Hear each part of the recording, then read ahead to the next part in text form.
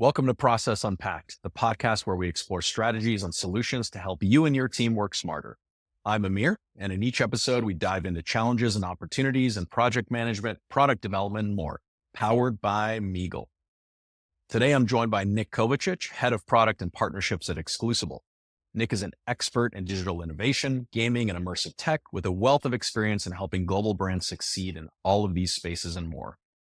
Recently, Exclusible made big waves by launching a game on Roblox in collaboration with the Care Bears IP and the 8th most popular YouTuber in the world, like Nastya. In this episode, Nick will guide us through the A to Z of launching a game on Roblox, from ideation to development, marketing, and successful launches. Let's dive in. Welcome to Process Unpacked. Dive into practical insights, expert advice, and real stories from businesses of every size. Join us as we tackle project management challenges like team collaboration and workload management. Let's get started.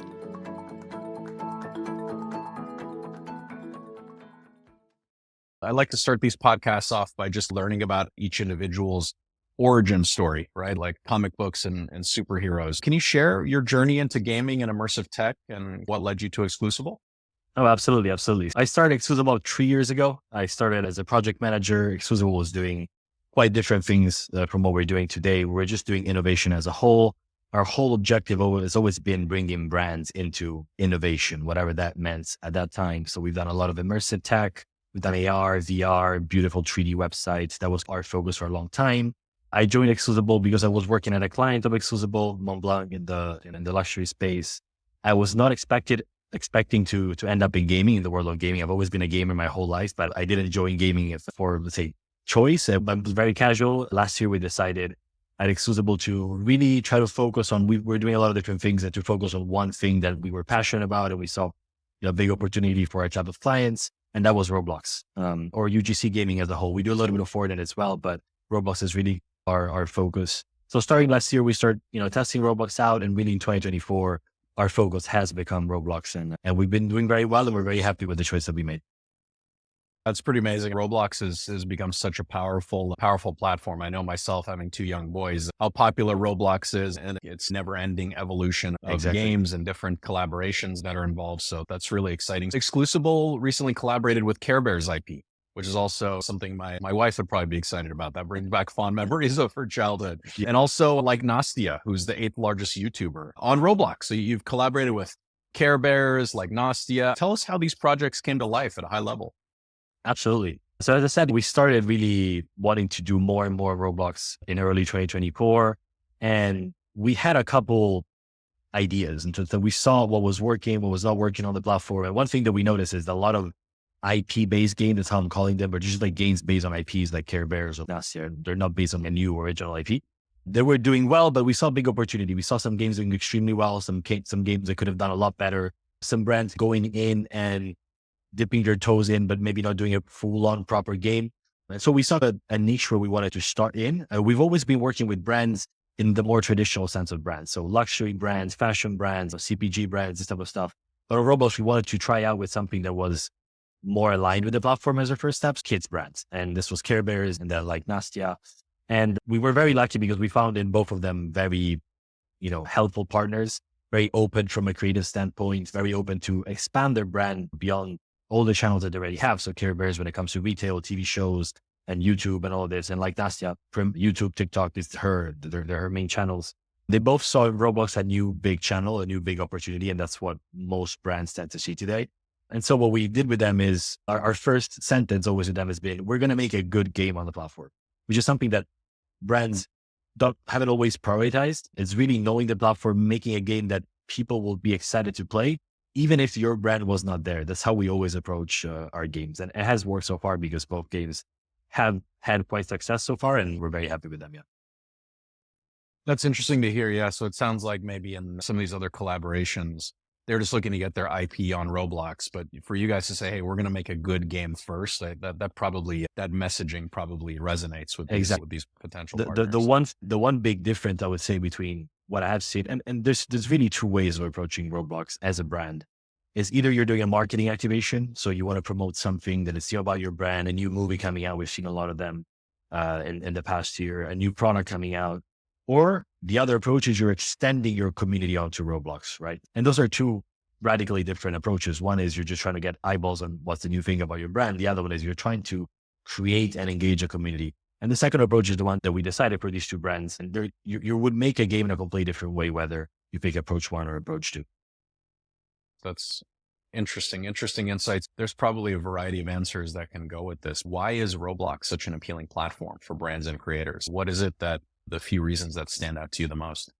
Very good question. The reason why even we picked Roblox as our focus, it is variety and its readiness for kind of brands to come into it. So Roblox was born as a UGC-based platform, meaning that anybody can create a game on the platform. There's millions of creators, there's millions of games.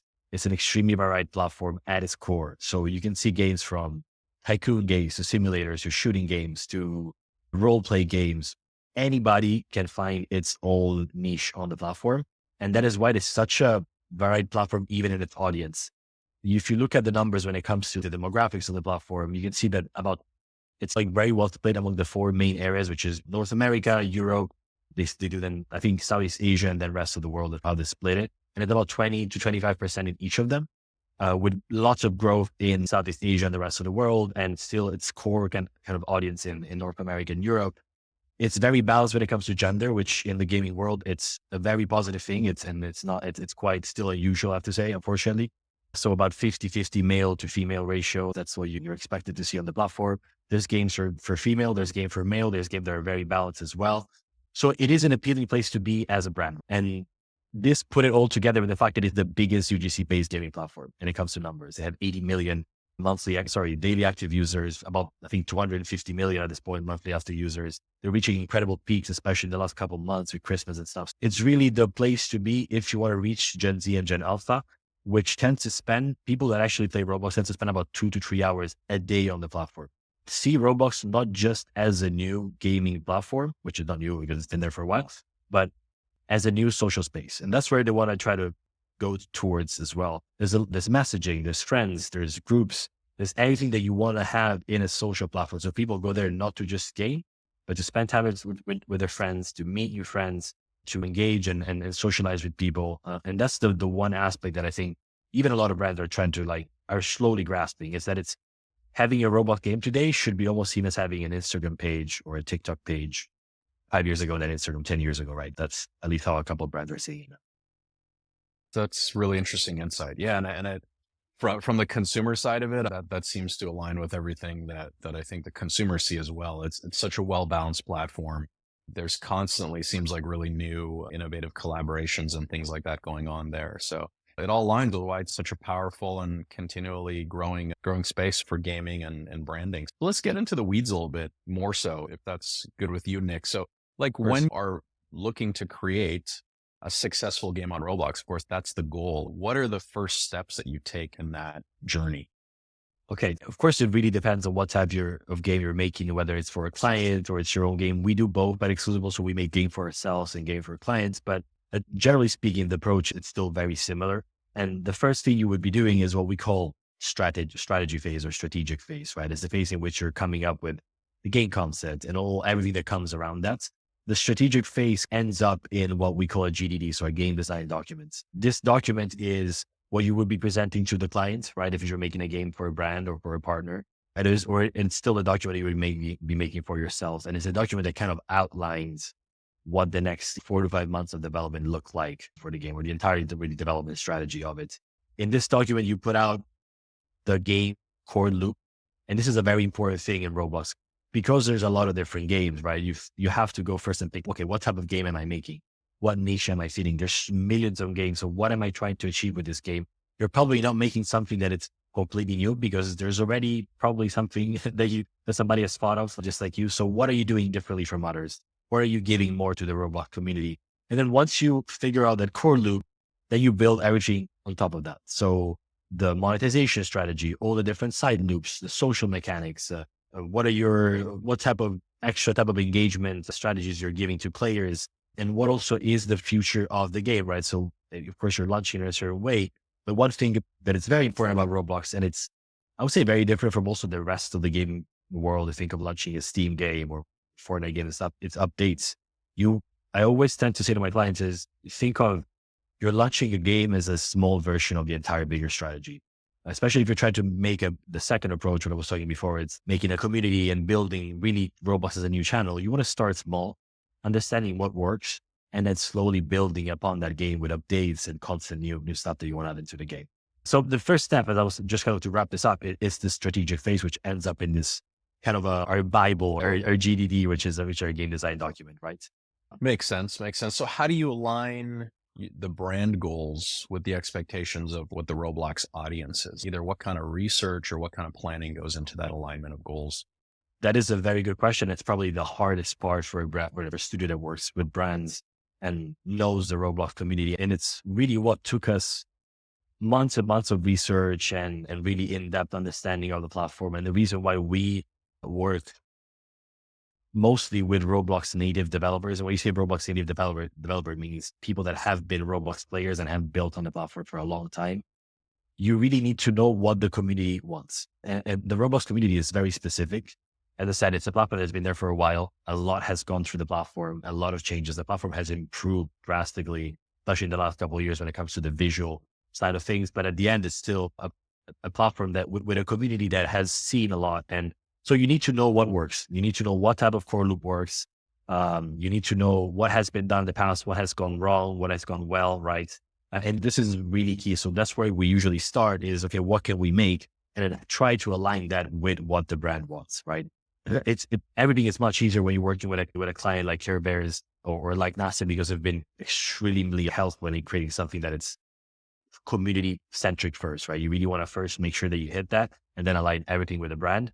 But in some other cases, it's not as easy, right? So you want to make sure that, especially, to give you an example, when you're working with a fashion brand that has like very, clear guidelines about how they want to be presented to people and to their customers, Roblox is naturally quite a low quality platform, although it's improving a lot. You see almost AAA level type of games on Roblox at this point, but still the core of its game is like very low poly, like low visual. And aligning that with how a brand wants to present himself is not always that easy, right? So generally speaking is we try to explain to the brand from the very beginning that the community should be their main focus, and making a good game with a good curl loop with what a community would expect is the most important thing, and really try to be flexible enough to understand that not everything can be done the way they would do it in the rest of their channels, right? Got it. Like how much competitive research or market analysis goes into shaping the strategy? Is that something that you guys are doing a lot at the start of the planning phase? Yes, it really takes a while. In some cases, we might have a good idea, right? That we start with, and we say, okay, how do we fit this? Would this fit in the community? But this is something that actually we've learned in the past year, I would say, is starting from like a good competitive analysis and trying to figure out what is missing on the platform that could align with what the build wants, rather than starting with an idea. Simply because it's, again, like the community is the core. You always have to think community first as a Roblox developer. So yeah, it's really an important part. And unfortunately, there's not really like a clear way of doing competitive research on Roblox. It's just like playing a lot of games and trying a lot of things out and seeing what are the new trends and what's coming up and like, why are these games so popular, and trying to remake something always with an innovative twist. Because if you make something that it was already been done on the platform, you will not succeed. But you also try not to go too far from what people expect on the platform, right? So you cannot come up with a completely new core loop because you don't know if that's going to work or not. That makes sense. So once you've done that pre-planning, maybe competitive market analysis, you've got the game design document finalized, you've got the game design document ready to go. What happens next? And I know that's like a 30,000 foot view question. Well, what is the next thing that you've seen comes in the process? Yeah. So the next step is the big part of the game development, right? So the good thing about Roblox as well is that the development times are slightly shorter, or quite shorter than the normal game world, right? We see games like GTA taking years, a decade almost. Roblox, that's not the case. In Roblox, usually our timeline is about 6 months, 4 to 5 months. We've done shorter than that, we've done longer than that. It's usually depending on how the complexity of the game. But what happens after the GDD is that in the GDD, we lay out every single step of the development on the following 5 months of development. all the way until the prototype phase and then the launch phase. Usually at least the way we tend to think of the game development is you have different blocks that you have to put together. You have the 3D design, which puts together your environment and characters and props and all different parts. So usually different people taking care of different things. There's the programming side. Roblox has its own kind of language, and Roblox developers are very well versed with this type of code. And there's different ways of approaching that in itself. Programming is much more complex than just the programming phase. And then there's animations, how you tend to animate your characters on the 3D side. There's visual effects, sound effects, and I'm missing something else in that. Yeah, that UI. So the user interface, which in itself has a kind of multiple layers as well. These are the main blocks. And then there's all the monetization aspect of it. All of them have like kind of subcategories. And usually there's one or multiple people taking care of each of them. And that's the core team that you assemble during the game development document. And everybody works hand in hand towards the end goal, which is first the prototype and then the final launch, right? Between the prototype and the final launch, there's a big QA testing phase, which is another big part of Roblox. It's something that we at least take really at heart, because you have to remember that Roblox games are played mostly on mobile and tablet, often on low-end devices, because it's a global platform played in countries where people don't have necessarily access to the highest end type of devices. So really, not only just thinking your games in that way, but even then testing your games in a way that which makes your games accessible to everybody is a really important part. We had a lot of instances in which we had to learn the hard way. We had performance issues with our games. We had to improve these.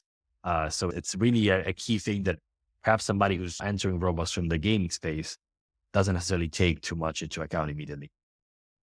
Yeah, that's really good insight. So that I'd say, so that we talked about is the strategy phase, right? How does your team go from idea to what is the strategy and the plan that we're going to launch? So we look at the game development stage of the process for you guys. What unique tools or workflows does Roblox offer to really streamline the gaming development phase for you guys? It's a very good question. There's a lot to be unpacked in this one, but the one thing that I would want to say is that Roblox is very helpful in making sure that you have a lot to work with. Roblox it's always seen the developers are first, of course, as a key kind of component of their community. It's a UGC-based platform. You want to let anybody potentially make something on the platform, right? So there's a lot of, first of all, they have, which is their own kind of language to make games. The Roblox Studio is where all the magic happens. So they have their own kind of creative engine or game engine, right? And it's actually incredible. I still get amazed because you can see 13, 14-year-old people making games that are very advanced, which goes to say that the platform is an easy space to work in. At the same time, something that if you want to make a complex game, you need to have experience and knowledge of what works and what doesn't work, right? So the usual softwares that we tend to use are, of course, like Roblox Studio. It's the main one, but then there's all kind of side things that we use, mostly Blender when it comes to the 3D space. And when it comes to more complex things, we tend to use like other types of code as well, plugins and things that Roblox gives you. But I would say, generally speaking, Roblox is a very good platform for this. Maybe the best when it comes to the UGC gaming world. It gives you a lot, and it's improving a lot. And what I'm very excited about right now is how they're trying to add AI into this to make the whole development process even faster and easier. We're expecting tools in which you're going to be able to create like terrain generation fully automated by AI, or like creating a whole space that is just a click of a button or just like a description of what you want. And then already on the programming side, like AI helps you a lot, for example, like in correcting code and trying to add code and things. So I think this is an exciting place to be right now, because anybody will be able to build, and this is just going to create more competition, which is just generally speaking healthy towards the platform. We'll see more people be able to actually realize their dreams of making their own Roblox game, which is, I think, what the entire Roblox team is trying to go towards. Yeah. That's very cool. Yeah. I didn't know about the AI integrations that they're bringing out with their development, but it makes total sense. I think the easier you can make the game development more dynamic, like you said, it brings more developers to the platform, and that's good for everybody. So when you're in the gaming development process, like how do you manage and prioritize feedback that you're getting from QA testing? Very good question. And it's interesting because there's not really, I think every studio does it in a bit of a different way. We have QA testing groups that run through Discord or like other channels that we use.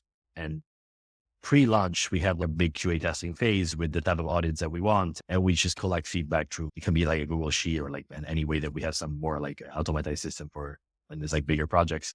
And that's like pre-launch. The harder part is after the launch, right? Because after the launch, you need to establish a communication channel with your audience. And it is not that easy because sometimes your audience can be like 7-year-old kids, right? Or your audience can be like 12-year-old kids. And how do you know what a 7-year-old is doing in the game? So first of all, Roblox is going more and more towards like developing good analytics that help you really understanding what people are doing in the game without having them to actually submit a feedback, right? Which is great. And it's been really helpful. We work with a partner called Bounce on the platform, which is helping us doing this a lot. We're able to really understand, okay, what are people doing? Where are they engaging? What mini games they're doing in the game? Or where they're spending time, where they're spending their money. So these are very interesting things. But at the end, I have to say that still the qualitative feedback that we get, it's extremely valuable. For example, on the Care Bears game, what we do is that we have a Discord community where people can join and people still want to learn more about the game. They want to listen to announcements. They want to interact with each other. It's an extremely live, engaged type of place. And we have a feedback channel where people can submit like bugs or like something that they want to see in the game. And so many of the updates that we've done have been based on this. Somebody at one point said, I would love to have a fishing mini game in the Care Bears game. And that's what we did. A month after, we had a whole on fishing game. And what we have is we have a feedback channel where people can put in like their ideas and everybody from the community can vote on those ideas, which helps us a lot understanding which ideas are more or less interesting. But for each game, it's somewhat different. For like Nastya, for example, it's harder because the audience is much younger. We're looking at a very prominent below 9 audience. In that case, we're having a harder time understanding what users really want and what we really want to do in the game. I think it's a big place where Roblox can improve as a whole. And I know that they're doing a lot of work towards that. Yeah, those are interesting challenges to work through, figuring out what interests, what maybe game evolution features, changes that in various ages, right? Kids, like you said, 7, 9, 10, 12. It is really a huge challenge. We made a game for Nastya that was meant for that audience, but then we realized that the only way to really realize this is we looked at people playing it. We looked at like our cousins, our sisters and brothers, and we're 7 and we're playing the game and we realized we're doing completely a different thing in the game. And if we didn't know that, like we wouldn't have known. So I think that's a big improvement space for Roblox, as I said, but it's something that's always going to be a challenge when you have such a varied platform when it comes to audience. So this is great. And I appreciate you, hence the name of the podcast, unpacking your process here. We talked about strategy and like the ideation process. We've gone to the development stage. Now, when we step into the go-to-market strategy, how does that look? Like, can you walk us through a typical go-to-market strategy for a Roblox game? Very good question. Go-to-market is, I think, something that, at least on the brand side, a lot of people underestimate when it comes to effort, resources, and the importance of it to an entire game. But whenever we mention like the go-to-market strategy to our client, I always tell them, think of it as important as the game itself. And the good thing is that Roblox gives you not really a playbook, but it's differently from other platforms like Steam, where you work on 2 years for a game, you put it out there, and then you hope that everybody loves it, right? And it's hard to market a game on those type of platform, as it is hard on Fortnite today still, because there's not really like an ads platform or anything that you really can use. On Roblox, there's a lot of tools that you can use to market things in the right way. First of all, they have an ads platform that is native and internal to Roblox. So what you can do is you can have a marketing budget to get players to play your game. And by doing that you feed the Roblox algorithm with data that it can use to match your game to other players. So we always start with a small ad budget to try to get players into the game, because otherwise nobody will know that your game exists, and your game is not even searchable after a certain amount of visits. So below, I think it's, the threshold is not very clear out there, but it's about 100,000 visits. Below that, your game cannot even be searched, right? So you really have to get people within the game, play it out, and telling the Roblox algorithm, look, this is my audience. This is like who likes my game, and this is who you should show it to. After that, you're in the hands of the Roblox algorithm, and everything you will do in the go-to-market and really in the marketing strategy is to try to support the Roblox algorithm, right? So you can do more ads to try to skew your audience a bit. You can do influencer campaigns with Roblox influencers. There's Roblox streamers, influencers, creators. That's what they do. And it's let people know about your game. You can do what we call UGC. UGC of Roblox is not like the normal, like UGC is just digital accessories. That's what we call UGC of Roblox. There's very famous creators that create fashion accessories. And that's a way that you can get people within the game by raising them for free, or which is something that we don't really like too much because it pulls in an audience that just cares about the items. But sometimes we do it as well, and it has worked in the ways that make sense. And the last thing is collaborating with other popular games. So what we did, for example, with Care Bears is we identified games that would have a similar audience. So maybe bit more female audience, because Care Bears is still, it's quite gender neutral, but it's more female skewed still. And so we collaborated a couple of games that then drove traffic to our game through teleport. So you can put like a teleport thing that like drives people from one game to the other. So there's a lot of different things. And what we do is that we work with a client, or if it's our own game, we work with our marketing team to try to understand, okay, what is the package that we're pushing and how can we do something new, innovative to let people know about our game? After that, you're in the hands of the Roblox algorithm. And what you can do is just improve your game to tell the Roblox algorithm, look, we're better and better. So you should push us to more people.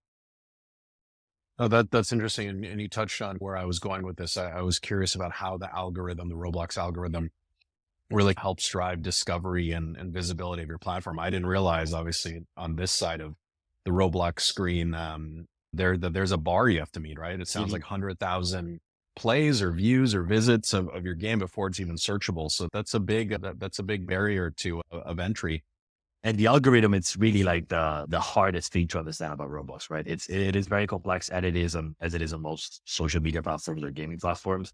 And trying to understand what makes your game be liked by the algorithm, it's not easy. It really depends. Maybe sometimes your game is hitting a certain audience.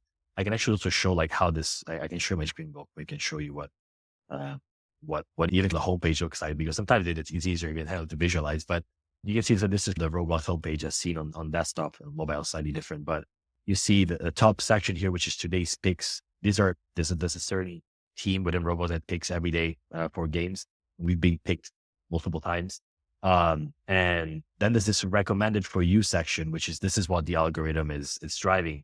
And you can only be here based on who you are. For example, our game for Care Bears has a certain audience, and the algorithm was always going to push our games towards the audience that works the best and engages the best into our game. But really, this is where you want to be as a game, right? This is where you want to try to be. And then there's a whole lot more. But as you see, it's like a very varied platform. You can be in charts, right? For example, our Care Bears game is in a couple of different charts. And I forgot which Learn and Explore, I think, some of these as well. But you want to try to improve your game and make it good from a session time standpoint, from a monetization standpoint, and from a retention standpoint. These are the three main things. When you're good at these, the algorithm is going to push you. But sometimes maybe you won't see a big push and you don't really know why. You just have to always work towards the goal of improving your game. And one day the algorithm will push you, because that's really how it works. Interesting. It sounds like the algorithm mystery is something you guys have done extensive research on and continue to build strategies to make it work for you. So that's probably and we still haven't fully figured it out. It's probably nobody on the platform. It may be something that nobody ever figures out, but it's probably some teams have a better grasp around it. It sounds like you guys certainly do, and you continue to explore how to leverage that algorithm to elevate visibility. The great work you guys are doing, the game development and the brands you guys are collaborating with. So once the game is live, Nick, how do you keep the community engaged and invested in an experience? That's probably a big task for anybody, right? Maybe you put in all this amazing work, strategy, planning to launch a game, but then how do you keep the community engaged with it and keep the longevity going? Very good question. And I also want to open up and show you what we have done as well with Care Bears through our Discord. But as I said before, content updates, it's such a big part of making a Roblox game successful. You don't want to start huge and giving too many options to players. You want to really focus on one good core loop, see if people are resonating with that, or what are they resonating with in the game, and then build updates upon that. For example, with our Care Bears game, we started with it's like a story-based game. So there's a whole lore behind the story, and there's multiple chapters, and we had the chapters figured out at the very beginning, but these have changed in time, and we had to pivot because we saw that certain things are working. People love the collectability aspect of the game and collecting multiple bears. So we've always added more content there as well. But I can show you here. Let me open up Discord, which is where we engage with the community. There we go. Screen. So you can see that here it was almost every Friday at the beginning when we launched the game. So very constant updates every week. Now it's happening a bit less often because we're building a kind of bigger update. But you see, every Friday we're here announcing a new thing, right? So this is the holiday update where we had like new bears for the holiday, and everybody's reacting and excited about them. This was like the third zone that we launched, multiple zones all the time. And every zone comes with new bears that you can unlock, right? So it's really about adding always new stuff, as well as improving the game, like making what we call the quality of life of the player better, right? So making everything more easy to understand, improving. We've done a lot on the tutorial side, which we had a lot of issues at the beginning with. So you see here, like every week we're posting, this is the announcement channel of our Discord, and people react to them. Another thing that we love to do is community-wide events. So events in which we actually engage the community to be part of the game or somehow try to be part of the game. So for Halloween, what we did is we asked the community to come up with a pet, a little companion. In the game, we have companions that can float around you, and everybody could design one. And you won't believe the amount of submissions we received, like hundreds of incredibly creative submissions for Care Bears inspired companions with the Halloween theme. And when we let the community vote on which one, we picked 5, then they voted on which one came up as the best.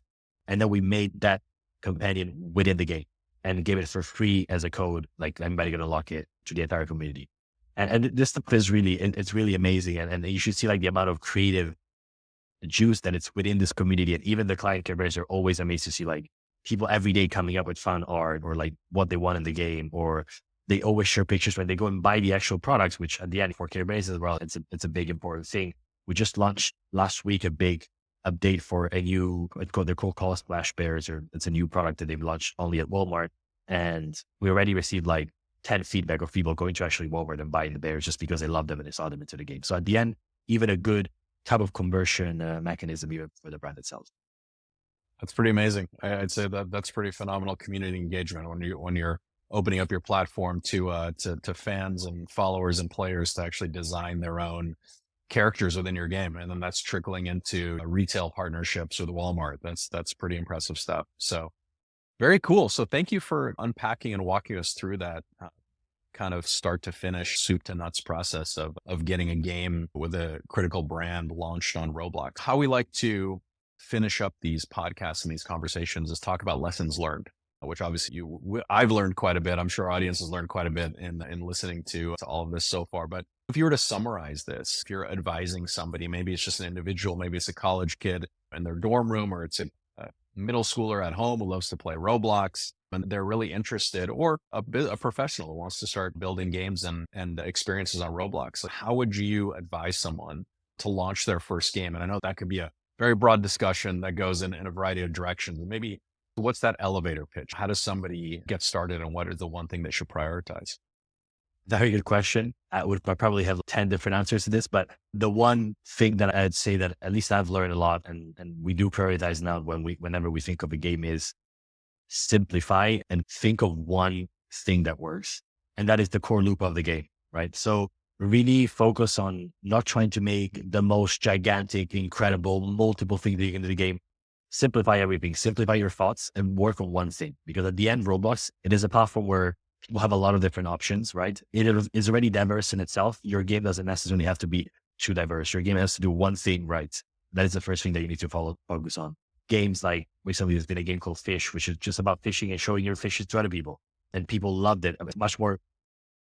Okay, so you've probably seen it. It's extremely popular and it's a simple game, right? You're there at the end, in the way it's programmed, it's quite complex, but the concept itself, the core loop, it is extremely simple. And it was based on games that have worked in the past as well. So look at the community, look what works, find one core loop, add something innovative to it.